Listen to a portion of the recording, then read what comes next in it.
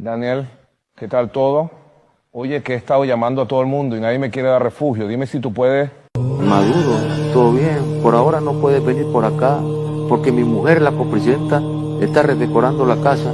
Yo te aviso, dale pues. Jamenei, Salam Aleikum. Oye, hermano mío, ando buscando un lugar seguro para esconderme un tiempo. Amigo Maduro, sé que me has mandado mucho barco con uranio y te debo el favor, pero hasta yo estoy escondido ahora, que los israelíes me andan cazando, lo siento. Mi pana Xi Jinping, ¿cómo estás, hermano? Ya sabes que Trump nos está buscando por los 5 puntos cardinales. Necesito un lugar seguro para escondernos yo y Diosdado.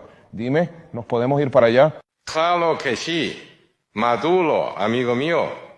Así me gusta. El bulo del Antepa que no se espante.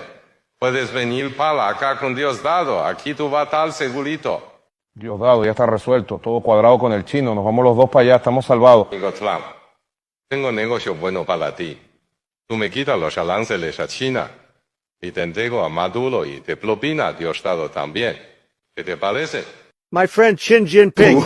Yes, mi parece que hay business. Mándame a Maduro y Diosdado. Y cerramos el trato right now. Mi chinito.